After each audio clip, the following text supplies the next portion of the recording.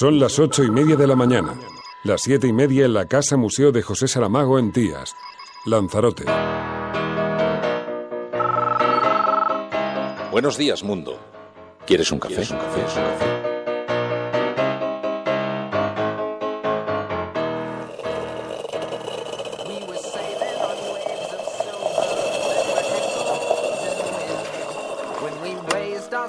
To capture them, the ship was lifted up and then it was sank.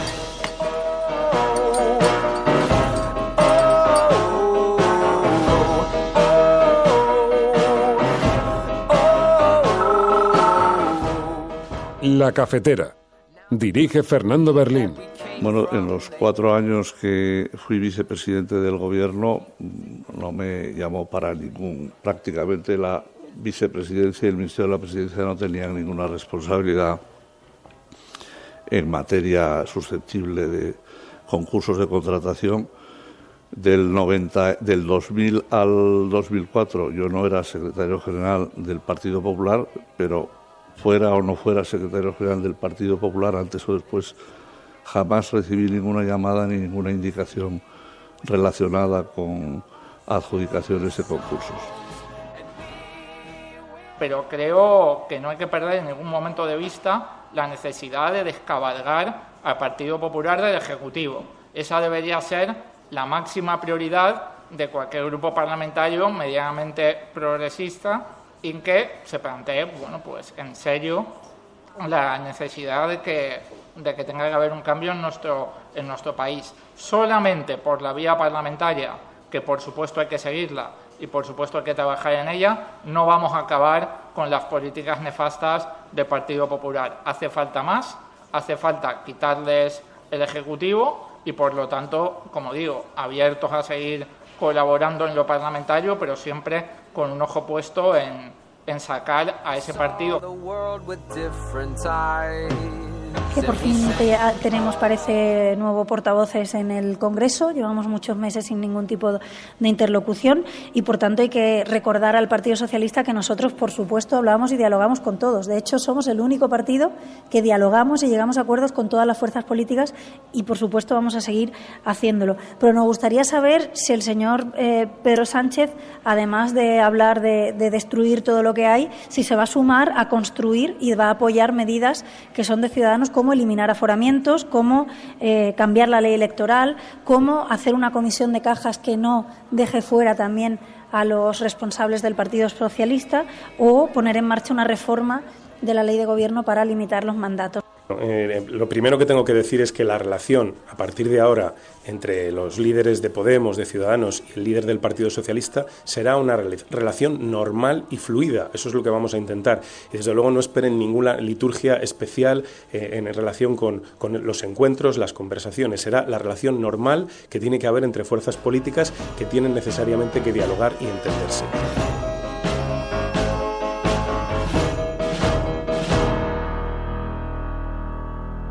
La Cafetera es un programa de radio que se financia gracias a las aportaciones de los oyentes. Si te gusta el periodismo que defiende y sientes que te acompaña, hazte mecenas y ayúdanos. Infórmate en radiocable.com/mecenas.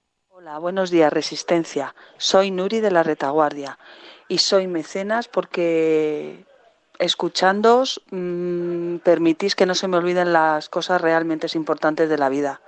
Los refugiados, la pobreza, el hambre, el desastre del medio ambiente, todo eso que a lo mejor en mi vida lo tenía bastante aparcado, habéis encendido la chispa. Muchísimas gracias. Un besito a todos.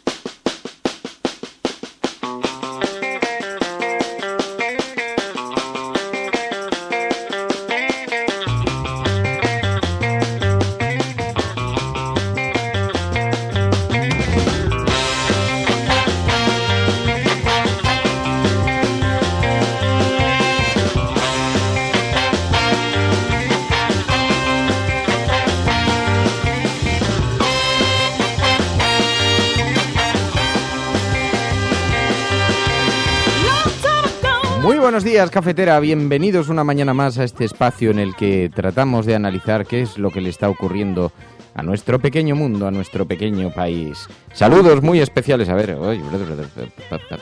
los sonidos. Y al ritmo de Fridonia, golpe de Fridonia, con este Make Me Stronger, una canción que nos regalaron tan majos, tan generosos y que da inicio al programa. Muy buenos días, María.es, Emilio Silva, buenos días. Muy buenos días. Ah, está María, es verdad. Ha estado, a esto ha estado. Fíjate cómo será. Además me pilló dormido. Bueno, me pilló despierto, porque la verdad es que te contesté inmediatamente. Me puso un mensaje, debían ser la 1:30, una cosa así, sí. Mary, diciendo, sí. Oye, me da mucho pudor, pero me encuentro, creo que no voy a poder ir mañana. Que lo tienen que contar todo. No, pues sí, me encontraba un poco mal, pero bueno, ya me he despertado y estoy muy bien. O sea, se va de despedida soltera. Me da mucho pudor, que estoy viendo en el diccionario ibicenco. Dice que es equivalente a resaca, no sé si... Que va. Tendrás queja de jefe que le dije yo, Mary, descansa, lo importante es la salud, tú tranquila, qué poca vergüenza. Ahora, la tía, es verdad que a las 6 de la mañana me ha puesto otro mensaje diciendo, oye, que estoy bien y que me voy para allá, que voy a la cafetera. Sí, señor. ¿Echabas de menos a la Resistencia? Sí. ¿Nos vas a contar algo de la despedida de soltera o no? Sí, me lo voy a pensar, pero seguramente es cuarteado. Qué malo es, La despedida setting. Es que tenéis que ver.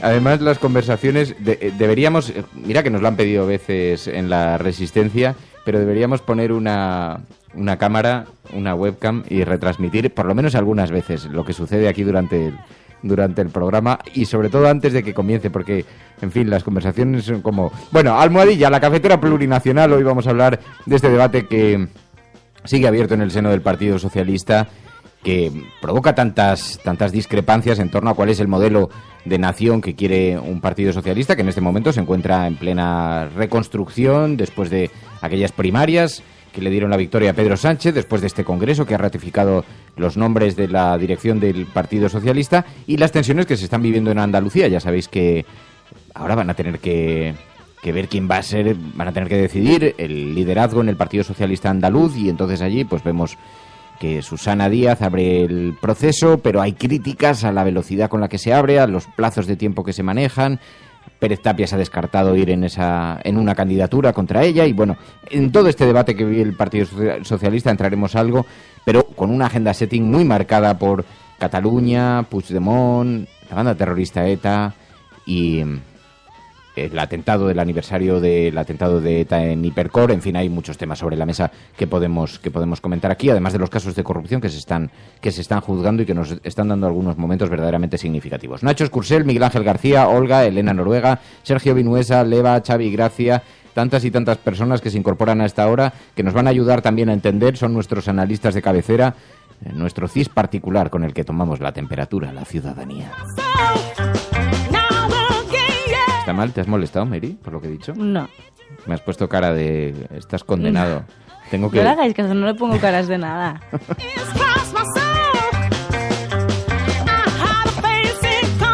Ay, habría que haber visto esa. Yo puedo hablar, yo no hablo. Di algo. No. A ver si te atreves. Tú estás más cerca de ella que yo. A mí me separan los sacos terreros. No me atrevo. Sin sacos no me atrevo. Bueno, también de la despedida soltera de María podremos hablar algo al final del programa. Claro que sí.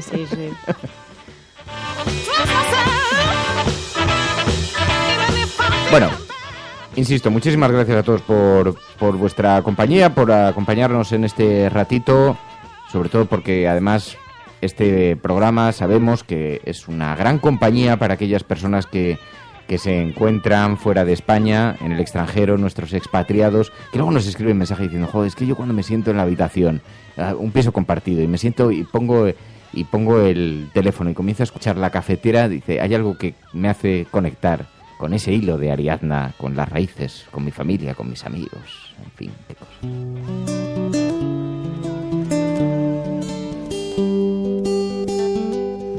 Ahora todo el mundo, dejadla en paz. No sueltes prenda, Mary. Mary, eso es envidia. Pone carunas porque... Hombre, está claro que lo sí, que envidia. pasa en Ibiza se queda en Ibiza, dice su perfume. Qué malos sois. Sí.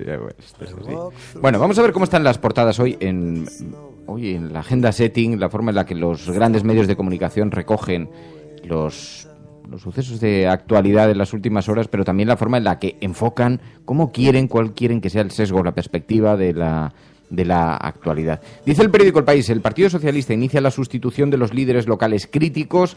El portavoz de la Ejecutiva advierte de que no va a desactivar nunca las iniciativas que surjan de las bases. Dice que los actuales líderes territoriales salvo que se trate de la República, que ya sabemos que las Juventudes Socialistas intentaron activar ese debate y fue rápidamente sí. No, porque las conversaciones fueron largas. Ayer había varios tweets hablando de que se había presentado este PSOE como el PSOE en el que las bases iban a tomar el timón, y se hablaba bastante de este caso en Twitter.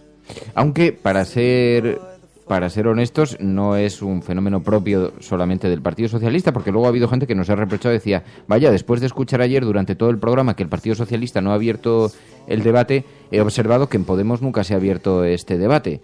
Y parece ser que preguntaron a Iglesias y reconoció o afirmó o dijo, es que no lo sé, no encuentro ahora el tuit que me habéis enviado, pero en fin, según parece, es un debate que no se ha abierto tampoco en otros partidos. Bueno, más allá de eso, lo cierto es que este fin de semana lo que se celebraba era el Congreso del Partido Socialista, y allí Juventudes Socialistas, es verdad que intentaron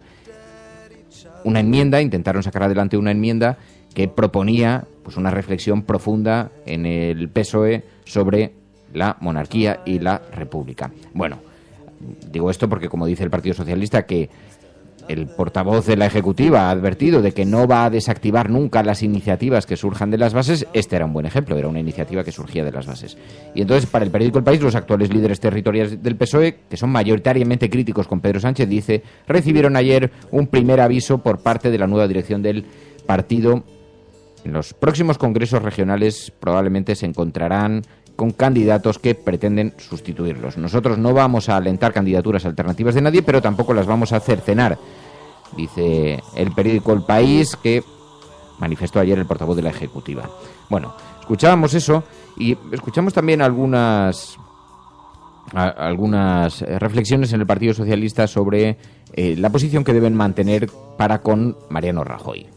Lo primero que tengo que decir es que la relación, a partir de ahora, entre los líderes de Podemos, de Ciudadanos y el líder del Partido Socialista será una relación normal y fluida. Eso es lo que vamos a intentar. Y desde luego no esperen ninguna liturgia especial en relación con los encuentros, las conversaciones. Será la relación normal que tiene que haber entre fuerzas políticas que tienen necesariamente que dialogar y entenderse.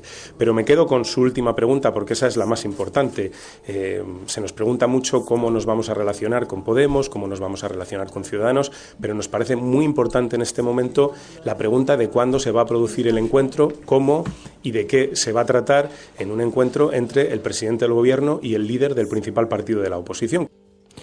Así que las relaciones entre el Partido Socialista y Mariano Rajoy, el Partido Popular, abiertas al encuentro, las manos tendidas, por lo menos para el diálogo. Es de sentido común que exista diálogo entre el principal partido de la oposición y el Gobierno. A eso no se le escapa a nadie y no cabe ninguna duda de que debe ser así, que deben existir relaciones fluidas. Dicho lo cual, es verdad que el Partido Socialista debiera tener, no solamente como aspiración, sino como principal prioridad, desalojar al Partido Popular del Gobierno. Dice el periódico La Razón que Rajoy ha descartado que Rivera apoye a Sánchez, aunque prevé un otoño caliente con Ciudadanos. El presidente no se lleva con el líder del PSOE y no se fía de su socio. Dice, Mariano Rajoy mantiene sus tiempos y con el nuevo escenario político surgido tras el Congreso Socialista no quiere dar ni un solo paso en falso, dice el periódico La Razón. En principio no teme las implicaciones que la irrupción de Pedro Sánchez pueda tener en la duración de la actual legislatura, pero sí reconoce la complicación derivada de una negociación con un líder del Partido Socialista totalmente podemizado, dice el periódico La Razón. También el PSOE mira a Bolivia y Baviera como modelos de Estado plurinacional, porque el debate abierto en canal en el Partido Socialista está muy relacionado con la configuración del Estado. ¿Qué tipo de...? El Partido Socialista es un partido federal. Así que la definición no es que haya irrumpido ni se haya podemizado. La definición viene perfectamente clara desde hace años ya en en el PSOE. La cuestión es cómo se concreta. ¿Eso significa que van a apoyar el referéndum, que van a apoyar que se evite el referéndum? ¿Hasta dónde está dispuesto a llegar el Partido Socialista? ¿Cuál es exactamente su idea de país? Porque Guillermo Fernández Vara tiene claramente una, Susana Díaz tiene otra, Pedro Sánchez dice tener otra diferente. ¿Cuál es exactamente la idea que domina en el Partido Socialista? Bueno, Ciudadanos ha pedido al PSOE que deje de hablar de destruir los lazos, los puentes. Que por fin tenemos, parece, nuevo portavoces en el Congreso. Llevamos muchos meses sin ningún tipo de interlocución y, por tanto, hay que recordar al Partido Socialista que nosotros, por supuesto, hablamos y dialogamos con todos. De hecho, somos el único partido que dialogamos y llegamos a acuerdos con todas las fuerzas políticas y, por supuesto, vamos a seguir haciéndolo. Pero nos gustaría saber si el señor Pedro Sánchez, además de hablar de destruir todo lo que hay, si se va a sumar a construir y va a apoyar medidas que son de Ciudadanos, como eliminar aforamientos, como cambiar la ley electoral, como hacer una comisión de cajas que no deje fuera también a los responsables del Partido Socialista, o poner en marcha una reforma de la ley de gobierno para limitar los mandatos. Eso decía Inés Arrimadas, de Ciudadanos. ¿Cuál debe ser la posición que asuma el Partido Socialista? También, debate fuerte.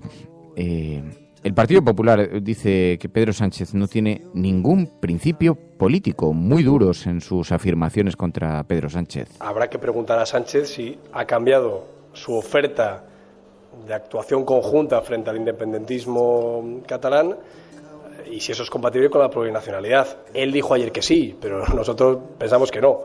Lo que no puede decirse es que está de acuerdo con que la soberanía nacional reside en el pueblo español en su conjunto y luego diga que defiende que el Estado español sea plurinacionalidad, porque entonces, ¿en qué nación reside la soberanía? Es absolutamente contrapuesto. Yo no sé si es por ignorancia o si probablemente sea por lo que siempre ha hecho el señor Sánchez, que es no tener ningún principio político. Bueno, pues vamos a hacer una cosa. Vamos a abrir el teléfono 627-002-002. 627-002-002. Ahí hay un WhatsApp, el WhatsApp del programa, y podéis dejar notas de audio, unos 30 segundos, y nos enviáis un titular para saber de qué está hablando, que luego estamos hablando de la plurinacionalidad y de pronto le doy hay una recomendación cultural. Entonces, para poder ordenar los mensajes, dice Livehunt, dice, esta España... Dice, tal como está centrifugada, hoy en día tiene los días contados. Y es verdad que lo que es evidente es que hay un reto por delante. Dice Nacho Escursel, dice, un Estado federal se supone que son varias naciones juntas, en teoría. Y es verdad que hay un enorme reto por delante de definición. Tiene que ver con la relación que tienen unas comunidades con otras, María. Sobre todo tendrán que ver que, bueno, el Partido Popular tendrán que entender que cuando el Partido Popular les esté criticando, querrá decir que se sienten también atacados en cierta manera, o al menos electoralmente, si no, pues no tendría ningún problema. Ahora veremos cómo el Partido Popular empieza a arremeter hacia el Partido Socialista con argumentos sobre la podemización del Partido Socialista, cuando en realidad no se está defendiendo otra cosa que lo que se defendía en un principio en el Partido Socialista. Lo que pasa es que en estos últimos X tiempo, pues hemos visto que ha cambiado. Quería recuperar una cita que decía Pérez Tapias, que en nuestro programa, en la cafetera de Radio Cable, en abril de 2016, que decía que el Partido Socialista había sido el mismo el que había bloqueado hace meses un pacto con Podemos. Veremos qué ocurre, porque también José Alquebla se preguntaba por qué no está Tapias en la ejecutiva de un Partido Socialista que se supone de izquierdas. Así que veremos en qué lugar queda Tapias, en qué lugar queda también esos argumentos que defendía Tapias, que, como digo, no son nada originales, sino que son algo que en un principio se pensaba que defendía el Partido Socialista, y eso que yo creo que es lo que tendrá que demostrar el nuevo Partido Socialista, qué hoja de ruta tiene, no solamente la plurinacionalidad, sino también en qué concepto tienen ellos de izquierda y si realmente luego lo van a llevar a cabo, porque sí que leí muchos tweets después de este fin de semana del Partido Socialista, sobre el Partido Socialista, se leía mucho lo de, sí, dicen que son de izquierdas, ese es el lema, pero ¿cuál va a ser la ejecución de ese lema? ¿Se va a demostrar que son de izquierdas?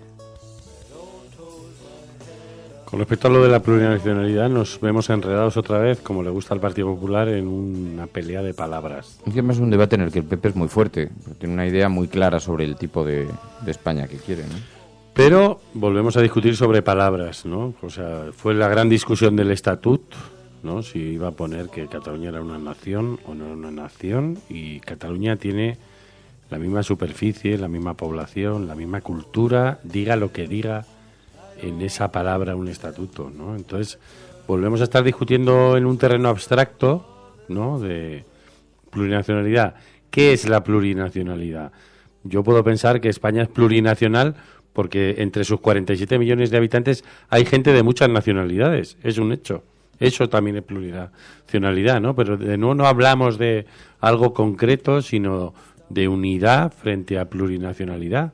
¿Se puede ser plurinacional y compartir un Estado? Pues, quiero decir, el PP sigue sin hablar de cosas concretas y sigue ligando la unidad a una cosa que hicieron los reyes católicos y que está totalmente mitificada hace 500 años, pero no hay manera de aterrizar. Ojalá hubiera un debate de los partidos para hablar de lo real, ¿no? Y dejar de discutir si Cataluña tiene que estar casada, matrimoniada o cohabitada con España, ¿no? Que es lo de siempre. Pero es un debate solamente sobre las palabras, es un debate porque yo creo que la equivocación o el ingenio de toda esta discusión es que se ha trasladado y pareciera que solamente se trata de algo emocional.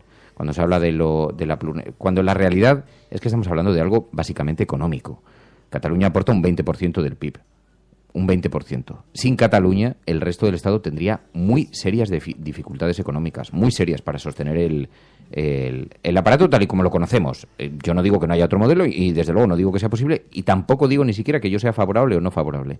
Pero hablamos de un asunto puramente económico, convertido retóricamente en un problema de palabras, de emocionalidades, de el futuro que se nos abre, el sol amanecerá mañana y todos estaremos muy contentos. Da igual desde qué perspectiva te lo cuenten, que cualquiera de los dos horizontes te lo están trasladando de esa forma, ¿no?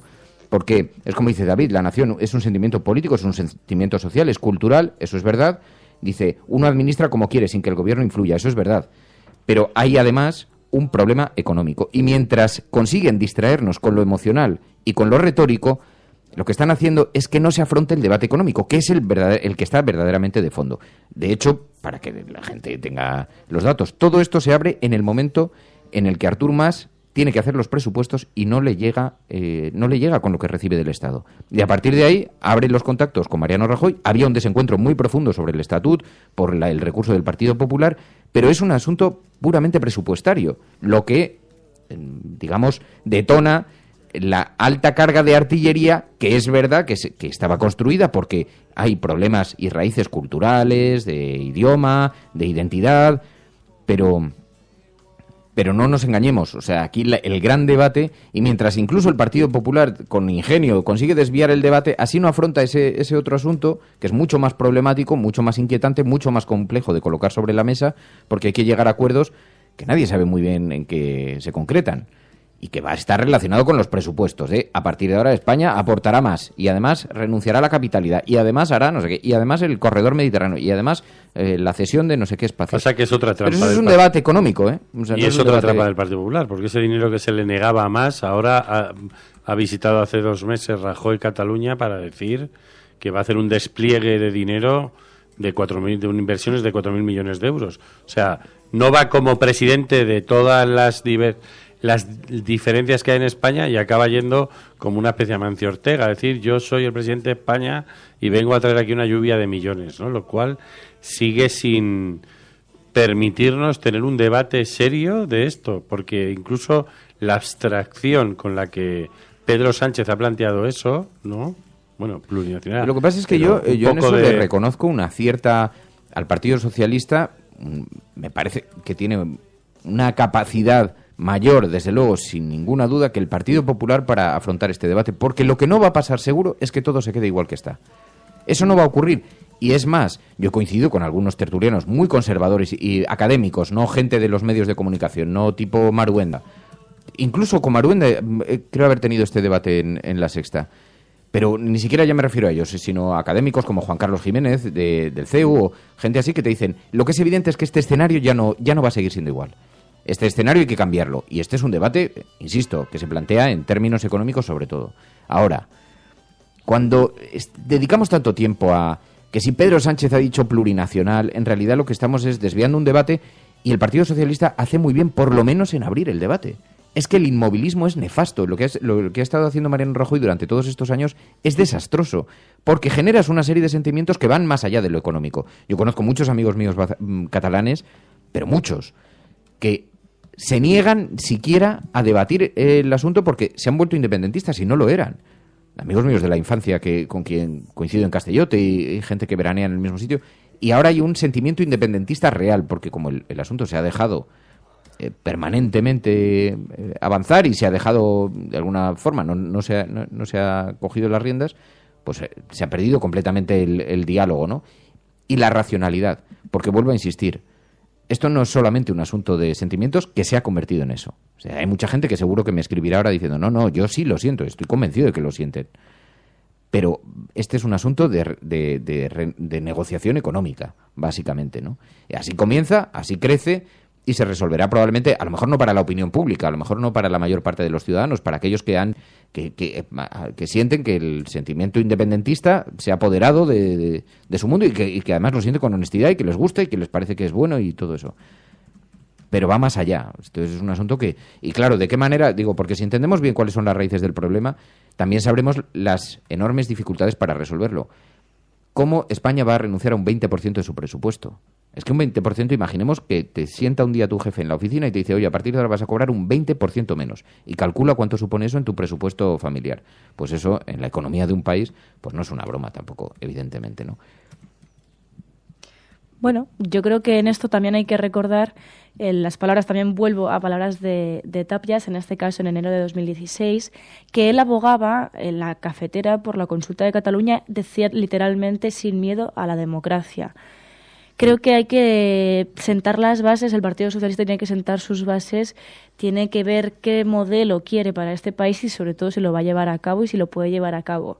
Como digo, hagan lo que hagan en respecto a este tema que sea contrario al Partido Popular, que es muy fácil, porque en realidad el Partido Popular lo que ha hecho ha sido inmovilizar el asunto, apartarlo en una carpeta, archivarlo, pensando que eso no va a volver a molestarles, cuando en realidad sigue vigente, porque de hecho veremos si hay nuevas elecciones en Cataluña este mismo año. Así que veremos también sobre todo qué hace el Partido Socialista, porque lo que haga el Partido Socialista será fundamental para ver qué ocurre con Cataluña. Aunque, bueno, no hay que olvidar que el PSC en Cataluña no tiene muchos apoyos, precisamente. Yo creo que lo que ha hecho Pedro Sánchez es devolverle el acuerdo que tuviera con Iceta. Solo hay que ver los resultados de las primarias en Cataluña. Habíamos visto fotos de Iceta sentadito en un sitio en Ferraz con Susana Díaz, ¿no? Que parecía como que estaban provocando un cierto encuentro, pero vemos los votos de las primarias y lo que está haciendo Pedro Sánchez yo no creo que sea solucionar nada. Es el acuerdo que tuviera de que él abre de alguna manera ese marco, pero para el Partido Popular la unidad de España es, como decía el franquismo, una unidad de destino en lo universal. Es decir, dentro del Partido Popular hay una corriente que lleva años trabajando por la beatificación, aunque parezca una tontería, de Isabel la Católica. En el año 2003, cuando Juan Pablo II visita España, y hay una imagen donde toda la familia Aznar, la familia extensa, hermanos del presidente, va caminando en la Plaza de Colón por ese gran escenario que se le ha instalado a Juan Pablo II. El presidente de España lleva un objeto en la mano y es una biografía de Isabel la Católica.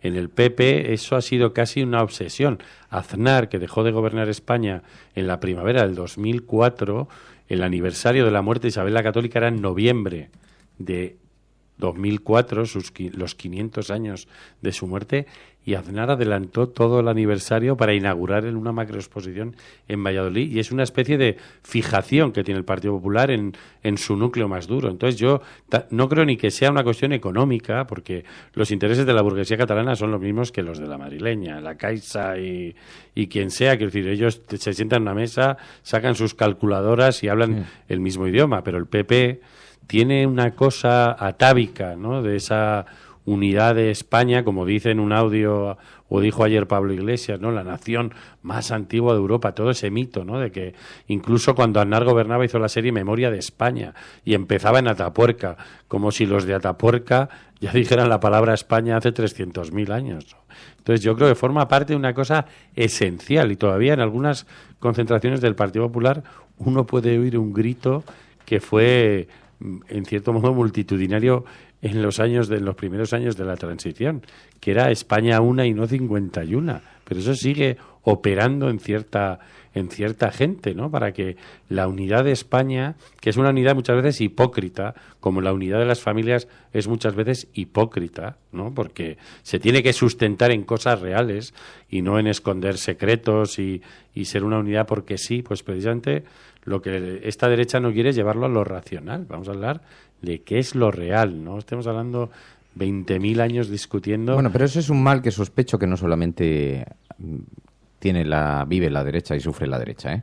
Porque hablar desde la pasión, por eso digo, convendría reducir este debate al asunto práctico, ¿no? Porque si no nos perdemos en definiciones, en sentimientos, y a mí me parecen, y lo digo con toda honestidad, me parece absolutamente legítimo el sentimiento del Partido Popular y sus raíces, y la construcción que se hace del espacio que debe ser España, porque además creen, y con convencimiento, de que es mucho más fuerte este país en el panorama internacional si está construido sobre esa base hegemónica que si está fragmentado, aunque sea en lo retórico.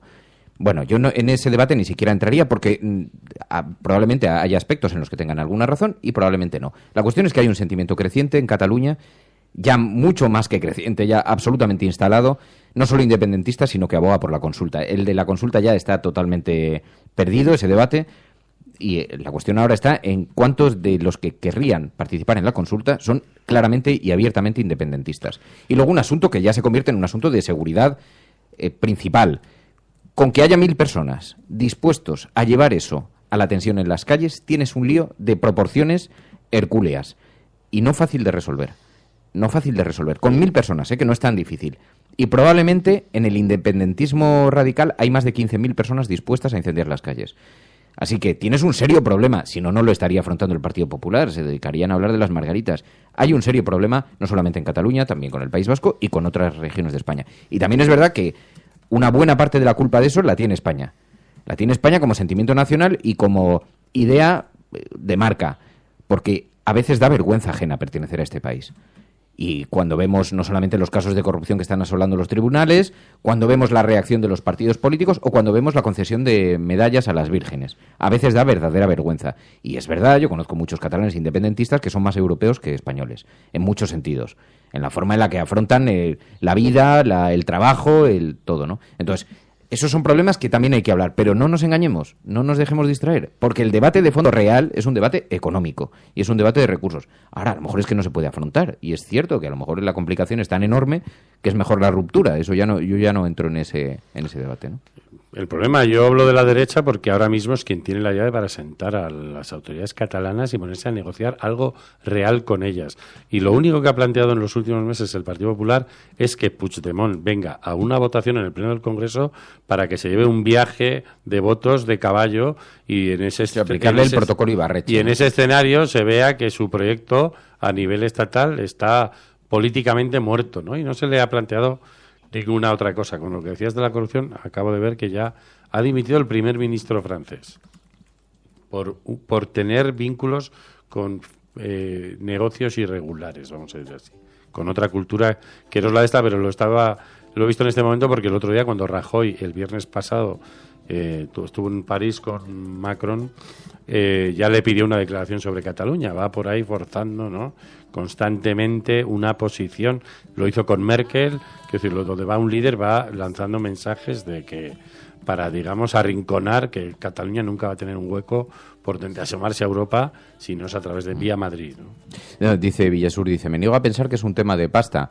Y dice Patri, claro que es un tema de pasta, es lícito que sea así. Pero Villasur, yo no lo digo como algo negativo, porque eso que ha sido considerado desde la derecha más reaccionaria como un elemento incluso para criticar o cuestionar a Cataluña, es lo mismo que provoca las resistencias, Es decir, cuando se acusa a los catalanes de egoísmo, de no mirar tal, es exactamente lo mismo que practica Madrid cuando no quiere afrontar el debate porque es una cuestión de dinero. Y en absoluto, cuando hablamos de dinero, hablamos de recursos.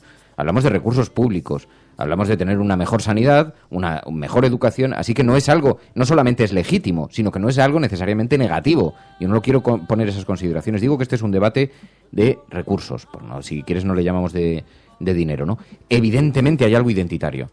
Y además, no solamente legítimo, sino incluso, te diría, envidiable. Yo hay veces cuando veo la capacidad de movilización de los catalanes, la forma en la que entienden la pertenencia a algo, la manera tan europea de vivir la vida, las relaciones sociales, las relaciones empresariales, las relaciones laborales. A mí hay cosas que me producen muchísima envidia. O sea, yo voy a Barcelona y estoy entregado a la vida de Cataluña y de Barcelona.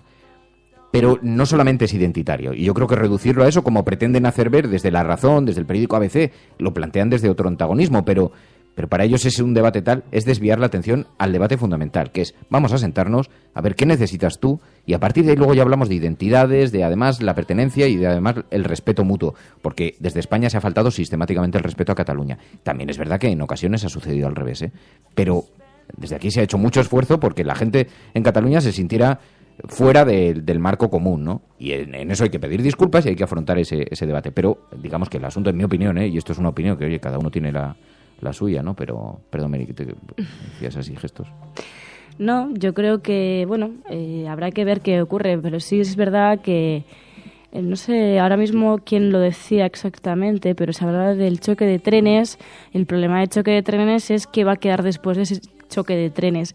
Creo que se ha utilizado políticamente este tema, no solamente por parte del Gobierno de España, sino también por parte del Gobierno de Cataluña. Creo que ha habido gente que ha querido sacar rédito político de esto, cuando en realidad es algo muy delicado, a la par que difícil de solucionar. Lo cual no significa que sea imposible. Creo que se ha intentado dar pasos en esa relación entre Cataluña y el Gobierno de España muchas veces. A veces se ha intentado hacer bien, otras veces, por el contrario, se ha bloqueado, y ahora mismo estamos en una posición de bloqueo. Y el problema es que estamos hablando de personas, estamos hablando de la vida de las personas, estamos hablando de qué relación van a tener con el resto de España, porque confrontar a la gente no es solución alguna para ningún problema. Es absolutamente desastroso. Y lo que pasa es que ayer Maruenda me decía, no, el giro de Pedro Sánchez supone una entrega al PSC.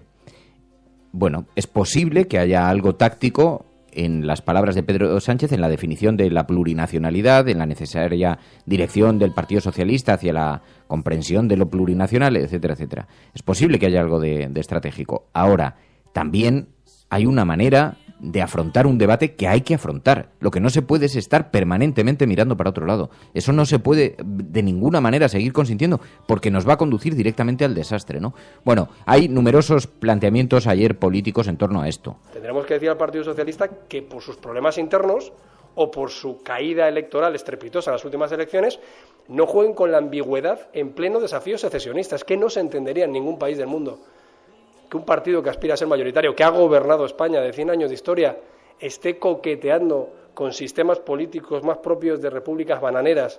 Los españoles no tienen la culpa de los bandazos y de las contradicciones del Partido Socialista.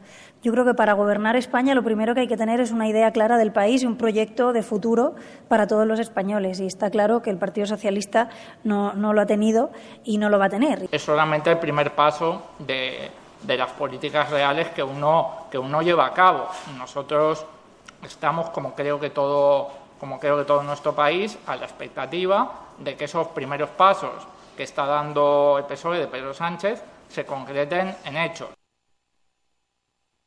627-002-002. Shark, desde Gran Canaria. Buenos días, cafetera. Bien haría el Partido Socialista no solo en devolver el debate sobre Cataluña, sino también ofrecer una solución económica, un poco, no sé si dar a luz pública, pero sí una solución económica y unas concesiones que podrían llevarle en una posible moción de censura o unas futuras elecciones a la presidencia del gobierno, que probablemente tampoco se pueda llevar a cabo solo. Un abrazo, Resistencia. Eso decía Shark desde Cataluña, dice probablemente no pueda llevarlo a cabo solo, y es verdad que hay mucha, la complejidad para el Partido Socialista no es menor, pero bueno, es que es un debate que no es en absoluto sencillo. Bueno, esto en lo que se refiere al asunto de la plurinacionalidad, hay de todas formas diversos mensajes. Paco, desde Madrid. Buenos días, Resistencia. Respecto al término plurinacionalidad, No hay que volverse muy locos, ¿no? Pablo Casado sabe perfectamente lo que es, no tiene que hacer demagogia diciendo que es un tema de ignorancia de Pedro ni nada. Plurinacionalidad es lo mismo que el plural de nacionalidad, que son nacionalidades. Bueno, parece que se ha ido el audio, ahora a ver si lo podemos retomar. Bueno, estás escuchando La Cafetera y si lo estás haciendo, eres la Resistencia y no estás sola. Es algo que todos sabemos de algún modo, pero que puede que nadie te haya explicado nunca. Si tú a tu hijo antes de una carrera le dices, te vas a caer, tú no vales para esto, ese niño se va a caer. No hay más opciones, porque le has hecho creer que es posible. Y hay algo que le empuja a cumplir la profecía. Pero si en lugar de eso a ese mismo niño le dices, corre, vuela, no te detengas, y si te caes, aquí estoy para levantarte, ese niño jugará mejor que si nunca le hubieras dicho nada. Hay una responsabilidad ineludible en cómo hablamos, en cómo tratamos a los demás, porque nuestras palabras tienen un poder más grande de lo que nunca hubiéramos imaginado. Cada día tienes la opción de cortar las alas de los demás, hablando del miedo y de la incertidumbre. O puedes dejar que tus palabras les empujen hacia sus metas, confiando en la capacidad infinita que hay dentro de todo ser humano. Se conoce como efecto Pigmalión y funciona en cualquier momento de nuestras vidas.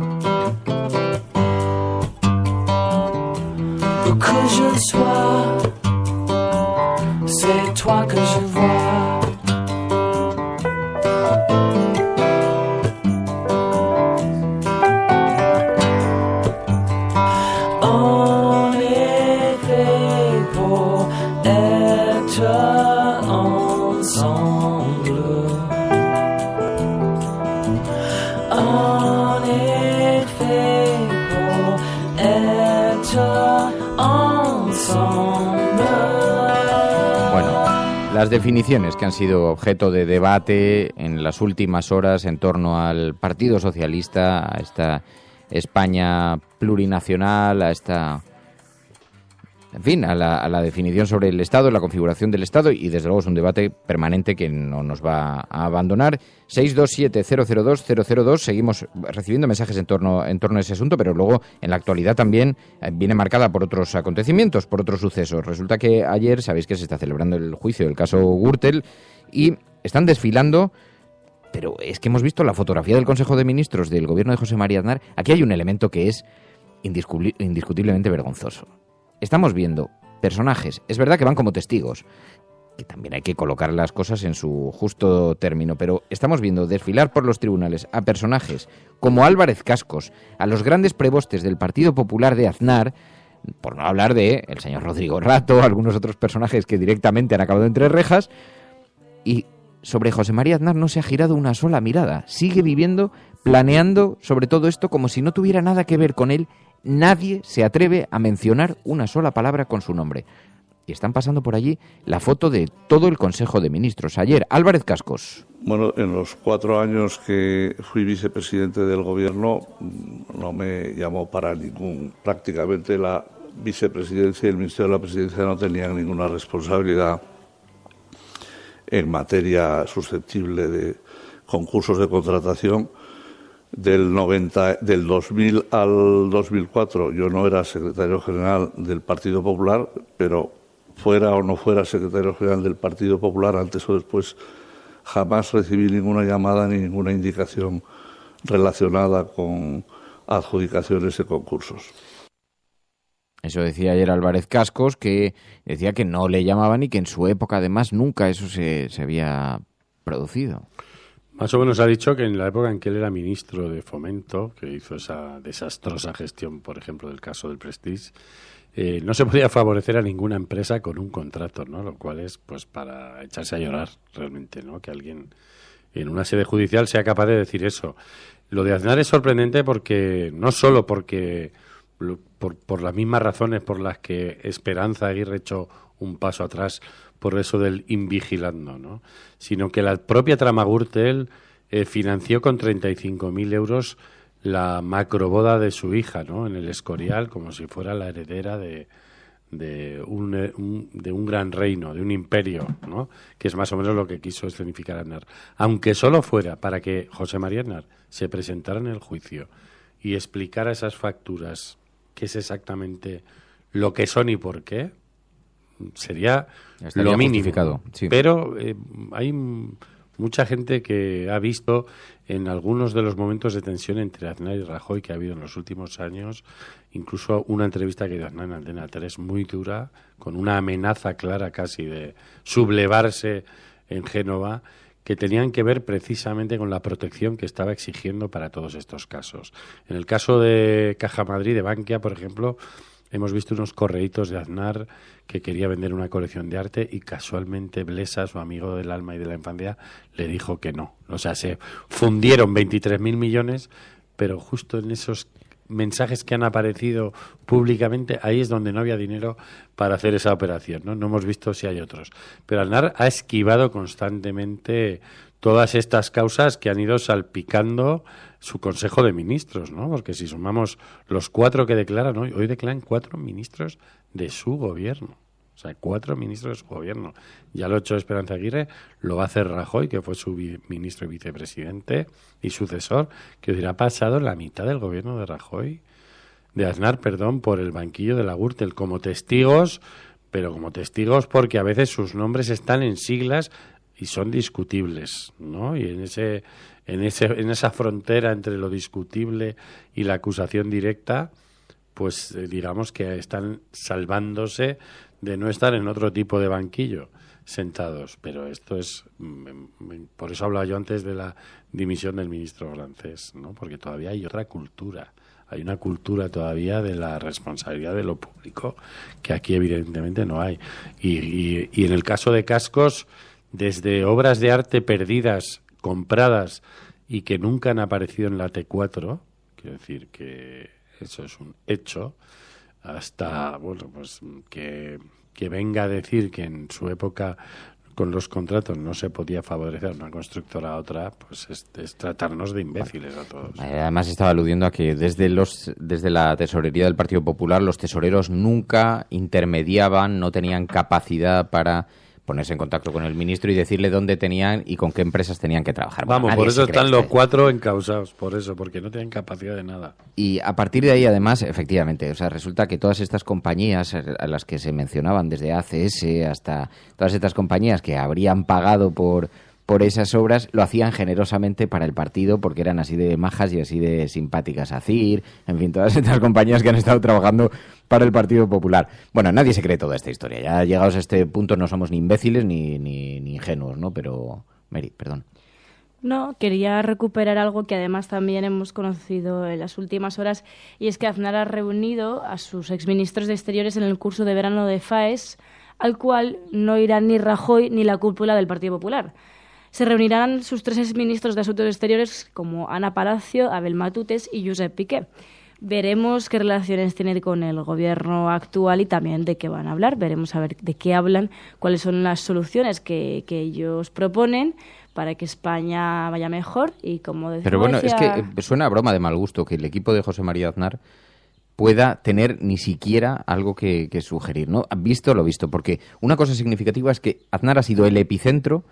Yo no me atrevo a decir que haya sido el responsable, pero el epicentro de todo el sistema de corrupción que gira ahora en torno al Partido Popular. Todos los casos han pasado alrededor de fechas o alrededor de personajes o de personalidades elegidas por él. Algunos han sido más toscos que otros. Ha habido algunos que han llevado un nivel de vida absolutamente vergonzoso. Eso lo hemos visto en Mallorca, por ejemplo, hemos visto con el presidente Balear, lo hemos visto en algunas ocasiones con algunos elementos muy significativos de la gente próxima a Aznar. Ahora, otros directamente encausados. Lo de Rodrigo Rato, el autor del Milagro Económico Español, el periplo que está pasando judicial, es tan ilustrativo, es tan significativo, y esto a lo que te referías tú, Emilio, cuando las tensiones que se han vivido entre Aznar y Rajoy, que estaban muy relacionados con la decía la poca protección que estaba recibiendo del PP actual de Rajoy, él y su familia. Esto yo creo que lo contó Carlos Cue en un artículo en el periódico El País, una conversación que tuvo Ana Botella, que salió protestando de un ascensor, diciendo precisamente que se estaba protegiendo poco a su familia. Cuando el foco se empezó a desplazar y vimos quiénes asistían a esa boda y todos los personajes que asistieron, como Correa y todos estos, que han acabado todos en la cárcel o imputados con delitos bastante graves, ¿no? Y José María Aznar como si no fuera con él, como si no pasase nada, ¿no? Y no da la impresión de que se vaya a romper esa suerte de protección en torno a su figura, ¿no? Bueno, es por lo menos significativo, por lo menos. Escuchas La Cafetera.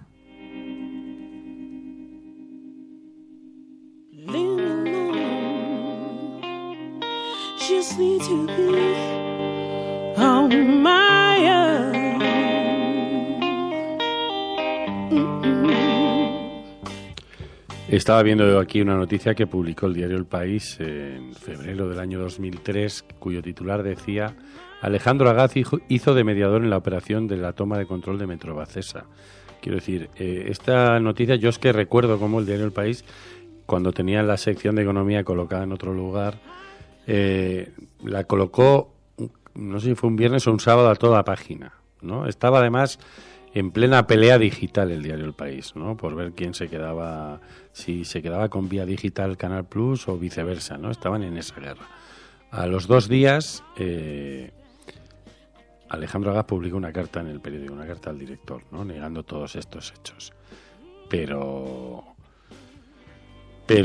mucha gente ha dicho que ha sido su gran testaferro, ¿no? Bueno, pues una persona que ahora tiene una fortuna personal, que invierte en la Fórmula 1, que quiere decir que se ha ido a vivir fuera de España, delicadamente, que fue el hombre que con su hija celebró esa boda imperial y que ha sido la persona que tuvo que ver incluso con la crisis de Perejil, porque la crisis de Perejil en parte tuvo que ver con el desarrollo de un gaseoducto que venía de Argelia a España y que en un conflicto con Marruecos estaba detrás la obra del gaseoducto y el recorrido que iba a hacer hasta llegar a España.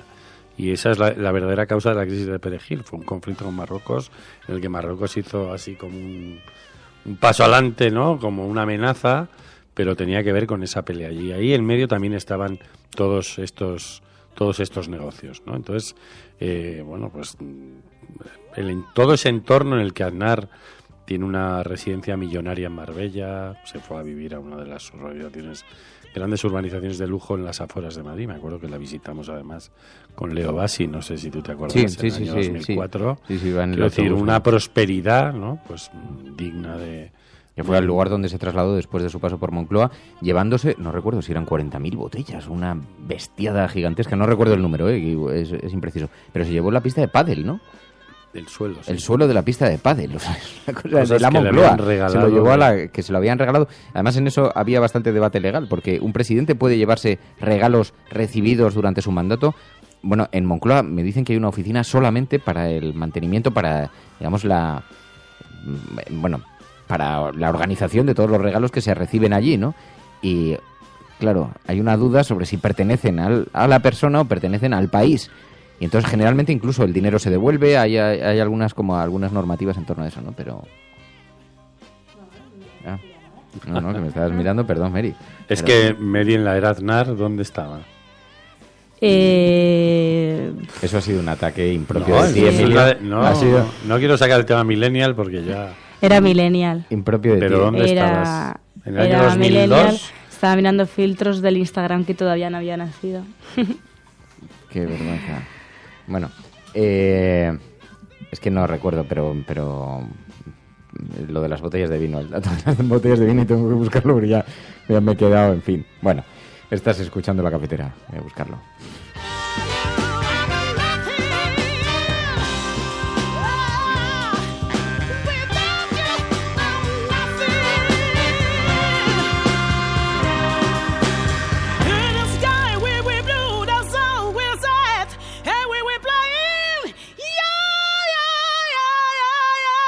10.000 botellas de vino tenía José María Aznar en la bodega de Moncloa, y cuando se fue del gobierno se llevó 10.000 botellas de vino. Y ahí hubo debate. Entonces, en aquella época, recuerdo, año 2004, hubo bastante debate sobre a quién pertenecían esas botellas de vino, porque además estaban en la misma bodega que guardaba Felipe González, ¿no? Pero y la pista de pádel, como decíamos, se la regaló Plácido Domingo y la desmontó y se la llevó a su nueva residencia. Montealinas, que es la urbanización en la que vive ahora, ¿no? Ahí los tienes.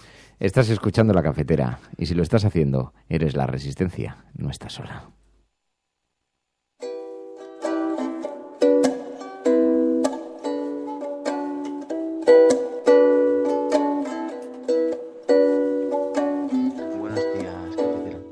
Bueno, quería comentar algo que me ha llamado mucho la atención, y es que esta mañana he visto a Ximo Puig diciendo que si no se ponían de acuerdo PSOE, Ciudadanos y Podemos, era básicamente porque Podemos no era capaz de renunciar a ciertas cosas. A mí lo que me llama la atención es que ellos quieran que Podemos renuncie a su ideología y ellos no sean capaces de intentar dialogar con los independentistas. Me parece muy curioso. Buenos días a todos, Cafetera.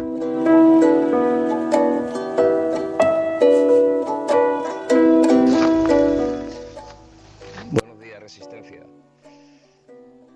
No sé si es el único que lo ve, pero cada vez que el PSOE viaje. Bueno, se ha escuchado solamente un fragmento, algo pasa en ese canal de la mesa de sonido, pero bueno, luego retomamos los mensajes. Sabéis que hay una agenda, la agenda setting, y frente a la agenda setting está la agenda de la cafetera. Más allá de la agenda setting está la agenda de los oyentes de la cafetera, con María Navarro.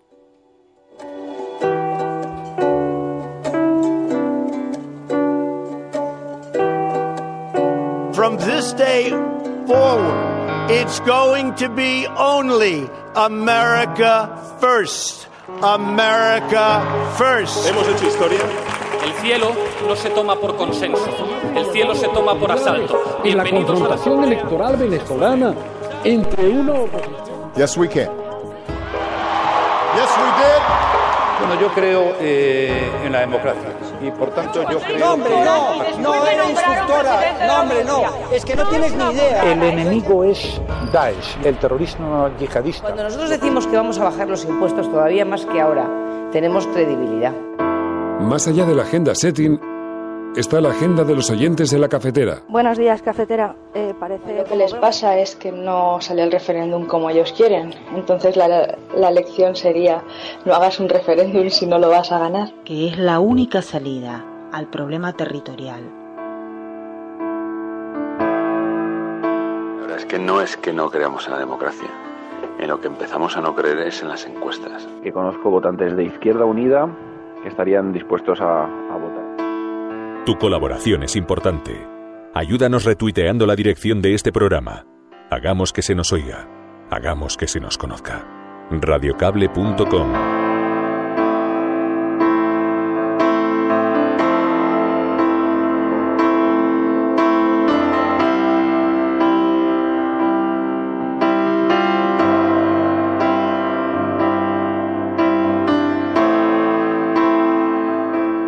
Pues en efecto, algunas de las noticias sobre las que queréis que pongamos el foco, que queréis que pongamos atención y que vais enviando cuando comienza el programa con ese almohadilla, la cafetera plurinacional. Almohadilla, la cafetera plurinacional. Y enviéis noticias que va recogiendo María. Sí, empezamos con una, y es que nos retomamos los disturbios de Gamonal, y es que el juicio por los disturbios de Gamonal se salda con 5 condenas a 6 meses de prisión. 7 de los 12 arrestados en los incidentes durante las protestas contra unas obras en el barrio burgalés han sido absueltos por falta de pruebas. El titular del juzgado de lo penal número 3 considera acreditado el delito de atentado contra la autoridad en 5 casos, pero no los desórdenes públicos. Ramón Corominas nos lleva hasta Soto del Real, en este caso porque la UDEF ha cazado una trama VIP urdida en la prisión. La cárcel acoge a tantos acusados por delitos económicos que están comenzando a juntarse para montar nuevos negocios. Esta información la conocíamos de mano de muchos medios como El Confidencial, es que cuando los agentes detectaron la trama, la primera pregunta que se hicieron fue cómo habían entrado en contacto dos delincuentes como Aneri y Losada, procedentes de tramas distintas y con domicilios diferentes. La respuesta se encontraba en Soto del Real.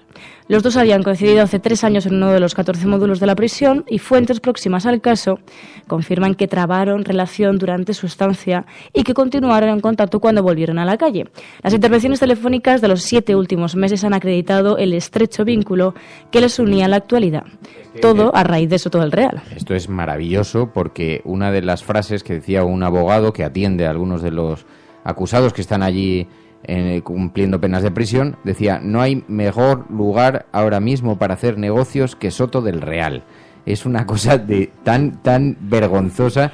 Claro, hace falta una dispersión de presos inmediata. O sea, toda esta gente que está ahí, la corrupción made in Soto del Real, y por lo visto se van reuniendo allí, pues supongo que en la cafetería. Y sobre todo porque dice mucho de gente que no parece arrepentida, ¿no? De cómo, bueno, pues ellos continúan con su vida sin miedo a pesar de que están en prisión, ¿no? Entonces plantea un poco cuál es la solución y habrá incógnitas en cuál es la solución contra la corrupción, ¿no? Pero y no solamente que sea algo propio de un sainete, es que además también retrata algo del vamos a ver si lo puedo verbalizar, de lo mal que funciona el sistema. La filosofía penal española se basa en la reinserción. Y aquí tenemos un montón de tipos, que sean ricos, pobres o medio pensionistas, es irrelevante, pero para quienes la reinserción en absoluto está sufriendo en ningún. Es decir, están pasando por prisión como un elemento natural para poder mantener en algo el estilo de vida que han logrado quebrantando la ley, ¿no? Y es el único objeto por el que pasan la cárcel. Es decir, les compensa mucho más a un tipo como Bárcenas decir voy a pasar 2 años en la cárcel, o como Granados voy a pasar un tiempo en la cárcel, que por cierto ayer Granados lo entrevistó Eduardo Inda en su medio digital y decía que mejor Rajoy o Aznar, y decía José María Aznar ha sido el mejor presidente de este país. Y dice, joder, yo no sé qué recomiende tú. Pues dice que Rajoy no tiene ideología casi, más o menos, ¿no? Sí. Parece Chicago en los años 30, eso de que el mafioso sigue detenido y sigue gobernando a su banda desde dentro y controlando el mercado del whisky y aprovechando la ley seca para seguir haciendo negocios. Es bastante lamentable, pero esa actitud de Granados cuando ha salido de la cárcel, ¿no? Y va despechado por algunos medios, ¿no? Diciendo que va a lavar su nombre, que él no ha hecho nada malo, que nunca metió la mano en la caja, es verdaderamente vergonzosa, ¿no? Y es la falta de una ética política mínima, ¿no? De alguien que ha saltado a lo público y que tiene que vivir en una sociedad que le exige que primero que no le mienta y luego que no le dejen libremente, como le dejan, de contar eso, porque realmente le están dando un espacio para vender una limpieza en su trabajo, que esto es un insulto a toda la gente honrada de este país, ¿no? Directamente. Y seguimos en este caso, nos quedamos también en Madrid, y es que hemos conocido que uno de los hospitales de referencia de Madrid, el Gregorio Marañón, suspende 18 operaciones por la presencia de insectos en los quirófanos. Se ha realizado una fumigación preventiva en el área quirúrgica por recomendación del Servicio de Medicina Preventiva del hospital, dicen, sin riesgo alguno para los pacientes ni para los profesionales. Los 19 quirófanos restantes de los que dispone el edificio central del centro sanitario funcionan con normalidad, y desde el responsable de la sección sindical de UGT del hospital, Víctor Tomé, explicó que las cucarachas halladas habrían salido probablemente de las tuberías debido a las altas temperaturas que se están produciendo ahora mismo en todo el país. Y nos vamos hasta Altamira, que de hecho veréis que es trending topic, y es que informes técnicos detectan que las pinturas de Altamira se han vuelto más frágiles. Se ha observado una ligera, dicen, caída de roca y pintura en el techo de la cueva. Se desconoce la causa exacta, pero sí que es cierto que el Parlamento cántabro debate ya cambiar en el futuro el actual régimen de visitas, que ya sabéis que ya está controlado, pero sería controlarlo todavía más por ese riesgo de caída de roca y de pintura. Y terminamos con algo que nos compete hoy, y es que hoy es el Día Mundial del Refugio. Araiz, Ángel Trianero, Carmen Quintana, Libertino Francachela, prácticamente todos vosotros os habéis acordado de este día, y es que no es para menos porque más de 65 millones de personas se han visto obligadas a abandonar sus hogares en el mundo, y a la mayoría de ellas no se les ofrece una acogida digna. Conflictos, violencia y persecución es lo que tienen que sufrir estas personas, además también de lo que decía Público, que es el infierno administrativo de la reunificación familiar para los refugiados en Europa. Ángel Trianero nos enviaba la información información de que un informe del Comisario de Derechos Humanos del Consejo de Europa denuncia las malas prácticas en las que los países europeos incurren a la hora de asegurar de la reunificación de familias susceptibles de protección internacional. Una solución que lo que hace es que no está llegando a acoger a esas personas que, mientras países como Siria se están desangrando y en el que 2 de cada 3 personas han tenido que huir en busca de un lugar seguro. Pero Carmen Quintana nos recuerda que no solo ocurre esto en Siria, sino que también en Palestina, y son muchos lugares de los que muchas personas tienen que ir. La población refugiada en el mundo ha aumentado un 65% en los últimos 5 años, según asegura ACNUR. ACNUR, de hecho, denomina una situación prolongada de refugio aquella en la que 25.000 refugiados o más de la misma nacionalidad llevan al menos 5 años consecutivos en el exilio. Pues bien, es lo que le pasa a los palestinos, pero también a saharauis, afganos, y ya podemos decirlo, tras entrar en el conflicto en su 7º año, decían, a sirios. Los refugiados en situación prolongada aumentaron de más del 30% en 2015 a casi el 70% en 2016.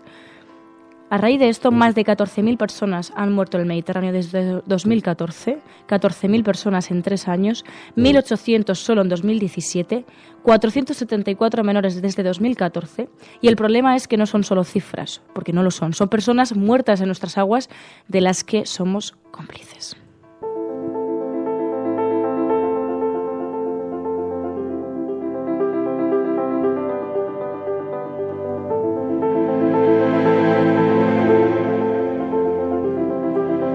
Por cierto, que había ayer alguien que nos reprochaba que no habíamos colocado el foco sobre los incendios en Portugal gravísimos, que retratan además algo, la forma tan sectaria en la que se ha estado mirando el cambio climático, el medio ambiente.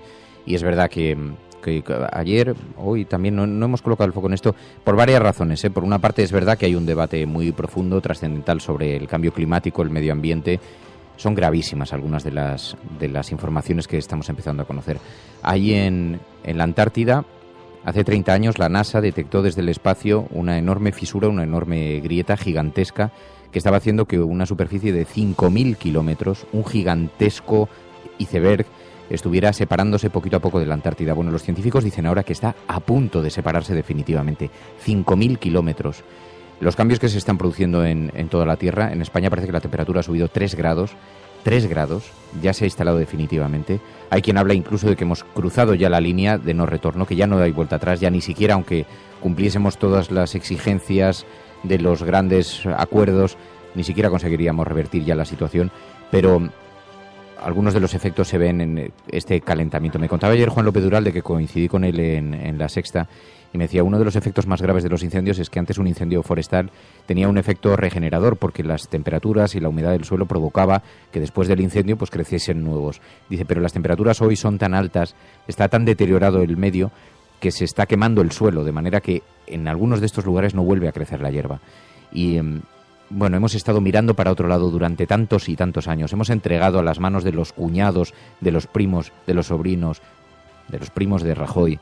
Hemos estado entregando la gestión de no solamente el legado, el patrimonio de los seres humanos, sino también del futuro de nuestros hijos, de nuestros nietos, y es absolutamente grave. Eso en lo que se refiere al cuidado del medio ambiente, es verdad, nos pedisteis que lo tratásemos y no lo hemos tratado, pero también hay algo político que está relacionado en la manera en que lo están tratando algunos medios de comunicación y que por eso nos provocaba algunas dudas abrir este debate en la cafetera, porque el incendio en Portugal es muy grave por las dimensiones, por las consecuencias sobre todo, pero tiene que ver no en el enfoque que están dando algunos medios de comunicación que hablan de la profunda descoordinación del gobierno portugués, al que están culpando de no saber gestionar, de no tener capacidad para gestionar. ¿Por qué? Porque es un gobierno de izquierdas, porque se está creando todo un debate político en torno a su incapacidad para el gobierno, por supuesto no como los grandes y serios gobiernos de derechas del mundo y la Unión Europea, capaces de poner con una crisis como la del Prestige honrosamente. Claro. Así que por eso nos suscitaba algunas dudas abrir un debate que tiene muchas complejidades, entre otras cosas porque se han construido urbanizaciones en medio de bosques, en lugares donde la naturaleza, además bosques que han sido replantados de eucalipto, de pino, especies que no son autóctonas, que son importadas, que son altamente inflamables, y a partir de ahí pues se abren muchos debates que tienen que ver con la gestión humana de los recursos naturales, no más allá de que puedan existir causas o no de descoordinación, que por otra parte es algo que absolutamente intrínseco a cualquier gobierno europeo, porque empieza el verano, empieza la campaña contra incendios en España, seguimos viendo cómo a los voluntarios que luchan contra los incendios se les paga con un bocadillo después de pasar extenuantes jornadas apagando fuegos, así que tenemos muy poquito para dar lecciones a gobiernos como el europeo, ¿no? Pero yo, ante la duda de que se estableciese un debate sobre la incapacidad para gestionar esto, que por otra parte no tengo ningún problema a observarlo desde esa perspectiva, porque a lo mejor es cierto y oye, muy bien está que se plantee,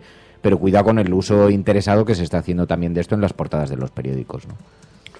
Tiene que ver también con la gestión privada de los bosques, con la delegación o la omisión de principios que deberían ser básicos en el Estado de la gestión de la masa forestal, ¿no? Y el dejar que al final sean pues los intereses económicos que lo que quieren es madera que crece rápido independientemente de cómo deja el suelo. Y además tenemos un gran ejemplo en España que es Galicia, ¿no? Galicia, donde la quema de bosques es un enorme negocio privatizado para quienes tienen los helicópteros que apagan incendios, que cuestan pues miles de euros una hora de vuelo y que son aparatos privados hechos con contratos donde bueno pues al final el fuego se convierte en un enorme negocio de reforestación, de cambio de propiedad de suelo, de cambio de uso de suelo, etcétera, etcétera. Y ante esa realidad que la estamos viviendo ahora con esta ola de calor, pues también llama la atención, ¿no? Como yo no sé si es una forma de hedonismo o de negación de la realidad, pero cómo el Estado debería por lo menos repoblar este país. Quiero decir, sabemos que las masas forestales nos protegen contra esos cambios, atraen el agua, etcétera, etcétera.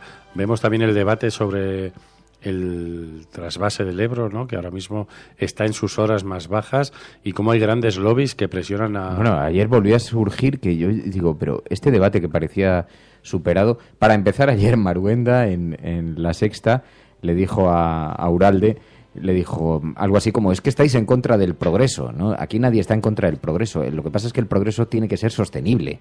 El progreso no puede ser la máscara que se utiliza para esconder la ambición. El progreso, todo el mundo está a favor del progreso, pero se puede caminar en dirección hacia el progreso colocando grandes molinos eólicos o se puede caminar hacia el progreso colocando industrias petrolíferas en medio de un bosque. Hay una enorme diferencia entre la forma que se acepta el progreso. Y el gran sectarismo ha consistido en creer que unos son patrimonio de la izquierda y otros no. Las energías alternativas no son patrimonio de una ideología, o no deberían ser patrimonio de una ideología, entre otras cosas porque también son grandes generadores de recursos económicos y de modelos que podrían ser perfectamente asimilables para el liberalismo.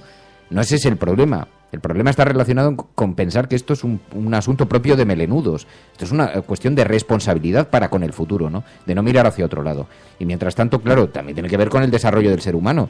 Mientras vamos abandonando zonas rurales que antes se encargaban de cuidar, porque como había que pastorear y pasabas por los bosques y los contribuías a su sostén, a su mantenimiento, en la medida en que vamos abandonando las zonas rurales y la gente se va desplazando a las ciudades y las zonas rurales se convierten solamente en parte del anecdotario para el turismo, pues evidentemente con el abandono de los bosques hay consecuencias que a lo mejor debería cubrir el Estado, que a lo mejor debería ser sustituido por el mantenimiento y el cuidado de las propias, en fin, del propio gobierno, ¿no?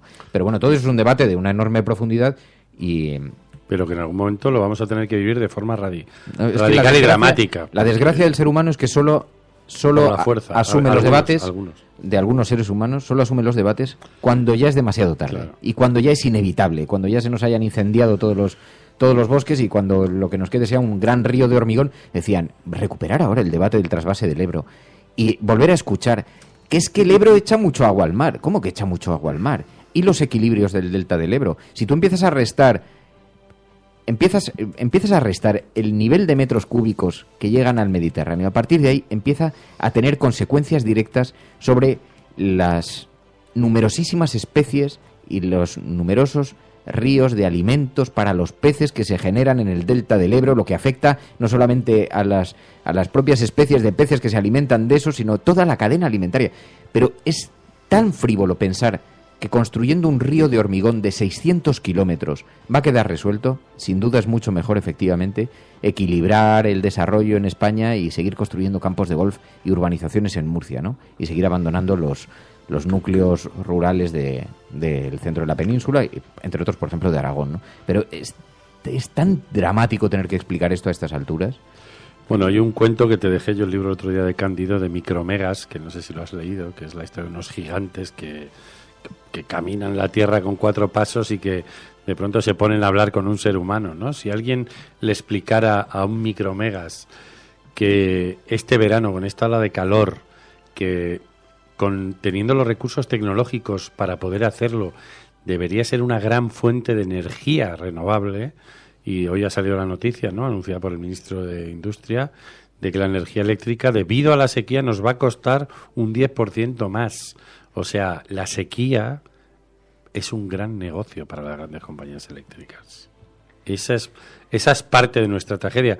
Y en este país nadie se atreve a enfrentarse a ese oligopolio.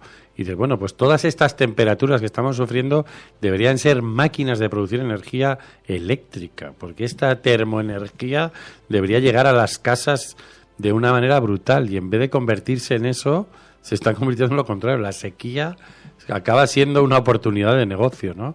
Y si no rompemos esas reglas irracionales, pues vamos a acabar un día como cuando se rompe el cristal de Desafío Total, acabando con la cara deformada, gritando en un descampado de las afueras de nuestras ciudades, ¿no?, ahogándonos. Ha quedado muy visible, sí.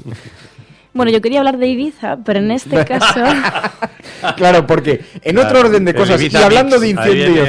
Hablando de incendios, No. ¿Quién ha quemado la isla este fin de semana? María con el Ibiza Mix, perdón. Se trata de Ibiza y algo relacionado con Aznar, que es un poco lo que hablábamos antes. Nosotras tuvimos la suerte, gracias a una amiga de estas personas que fueron conmigo a la despedida, bueno, pues una amiga de ellas nos estuvo paseando por las discotecas, conseguimos entrar sobre todo para curiosear, y luego salió el nombre de un exministro de Aznar, de Abel Matutes, que resulta que es dueño de prácticamente toda la isla. O sea, estaba leyendo, y aparte de tener el Hard Rock, por ejemplo, y ser dueño de esa misma marca por la que ha conseguido, pues por ejemplo, acabar con la discoteca icónica que se llama Space, consiguió hacer todo un complejo, pero alucinante, o sea, vamos, alucinante.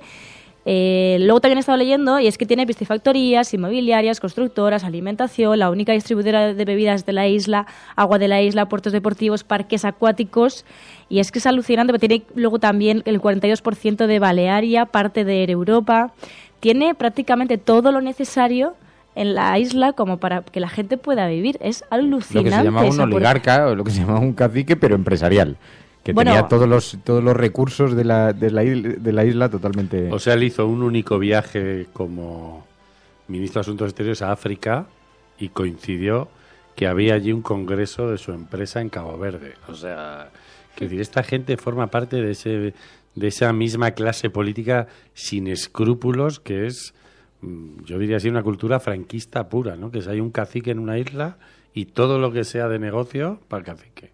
Bueno, cacique, pero sí que es verdad que, a ver, estamos hablando... Nosotras conseguimos entrar a Ushuaia, que es una discoteca, pero no es una discoteca al uso, o sea, es como un resort, ¿no? Entonces tú entras y, bueno, a ver, evidentemente hay una serie de clases, ¿no? Está la clase alta, que es la que está separada del resto de la gente, con botellas de champán que te costarán unos 1.000 euros, y estuvimos preguntándole a esta chica cuánto costaban más o menos unas habitaciones allí, porque era el centro de la discoteca al aire libre, y alrededor había como unos pisos, y nos decía que las habitaciones costaban de 300 a 10.000 euros la noche. Luego estaba buscando, y es que una suite de 200 metros como paradigma del lujo, también tenían botellas de champán a 6.000 euros, servicio de jet privado, y tienen allí todo para gente de lujo, como por ejemplo Paris Hilton, ¿no? O sea que sí, es cacique, puede tener tradición franquista, pero está totalmente incluido en el... Vamos, está incrustado en el funcionamiento del capitalismo. Pues eso es el franquismo, claro. Pero la gente paga entre 50 euros o 70 euros por entrar, solamente por entrar. O sea, yo aluciné porque... Ostras, esta persona tiene que ser muy rica. Bueno, pero no has contado nada del fin de semana. O sea, sí, el retrato de las estas, pero nos has dejado en oscuridad respecto a qué pasó en esa isla. Nada, lo que pasa en Ibiza se queda en Ibiza. Lo que pasa en Ibiza se queda en una discoteca de Ibiza. No, a ver... Lo que pasa en Ibiza se lo queda a Abel Matutes. Pues mira, Bueno, pues estuvimos en esta zona que te digo, en Ushuaia. Invéntatelo, no hace falta que sea verdad. O sea, que ponle... no me voy a inventar nada. Estuvimos allí, estuvimos alucinando del rollo que había y luego nos fuimos a High Ibiza, que creo que es lo que era antes la antigua Space, nos dijo. Y nada, pues estuvimos allí viendo un poco el ambiente. Yo aluciné del ritmo de vida que puede tener ciertas personas. Pero vamos a ver, ¿cómo es una despedida de soltera? ¿Os pusisteis de además con algo, sí o no? No, Fer, no. Porque esas cosas han evolucionado. Bueno, no lo sé. Oye, cuéntanos. No sabemos si casarse es una cosa, un síntoma de evolución o de involución de la especie. Qué bruto. Bueno, pues nada, hicimos eso y luego nos fuimos de calas. Muy guay, muy guay. Ya vimos que los estabas tuiteando, sí, muy generosa, muy amable. Sí. Con el calor que hace aquí. Tendríamos que mudarnos allí para hacer nuestra cafetera. Y nada, a ver, yo creo que sobre todo lo que vi fueron dos clases de personas, y era la gente de a pie y la gente con muchísimo dinero. Y gente con muchísimo dinero. O sea, es alucinante. Tú vas prácticamente a cualquier sitio, vas a la playa, vas a una discoteca, vas a donde sea y sabes perfectamente quién es la clase alta y quién es la clase media, ¿no? La gente de tal. Porque, por ejemplo, fuimos a una playa y efectivamente, o sea, estaba la gente que estábamos sentados allí con nuestras toallas y luego los que tenían sus hamacas, tenían su bar increíble, tenían su botella de champán que no sé cuánto les habría costado, ¿no? Pero sí, al final está hecho para gente que tiene muchísimo dinero y gente de mucho lujo. Y nosotras nos lo pasamos muy bien, que es lo que final tú me querías preguntar. Sí, lo habéis pasado bien. Bueno, pues entonces ya la Resistencia está contenta con eso. Y estoy morena también. Y estás muy morena, sí, has venido muy morena, te ha pegado el sol. Bueno, un abrazo muy especial para Enrique Quesada, que estaba muy interesado en todo esto y además, como está convaleciente, pues no le toca playa todavía, pero bueno, esperamos, Enrique, que te recuperes muy prontito, y a todas aquellas personas que nos escuchan además desde los hospitales, que no son pocos y que luego nos envían mensajitos muy cariñosos y que nos gusta mucho recibir y es recíproco el cariño, así que un abrazo muy fuerte y mucho ánimo, que ya queda poquito para la recuperación total hasta el infinito y más allá. Nos vamos. Emilio, María, muchas gracias. ¿Ya? No, vale, sí. No. Yo estaba súper interesado con el asunto, pero es que María no quiere contar nada, está ahí como... Es que tampoco tengo mucho más que contar. Bueno, no sabes, de momento has tenido más vida nocturna que nosotros, así que... No, está claro. Es verdad, porque tú, ¿qué has hecho este fin de semana? Yo nada, en realidad nada. Nada, yo me he comportado bien. Yo no he hecho nada que sea digno de ser contado. Nos vamos, adiós, pasadlo bien. Bueno, muchísimas gracias a todos de corazón. Winchester, Ángel Trianero Winchester dice, menudo desfase. Mediterranean, Ormi, Miguel Ángel García, Diego Arranz, tantos y tantos amigos que nos ayudan cada mañana conectados. Hoy hemos tenido algún problema con el teléfono móvil, algunos de los mensajes no entraban completos. Ahora vamos a revisar a ver si es algo relacionado con la mesa de mezclas, pero ahora levántate, piensa, Ángel Trianero, Belisi, Carmen Quintana, Filosofía Perdida, José Alquebla, Araitz, Suso Alonso, tantos y tantos amigos. Bueno, un abrazo muy fuerte para todos. De verdad, mañana volvemos. Estás escuchando La Cafetera y si lo estás haciendo, no estás sola. Buenos días, buenas tardes o buenas noches.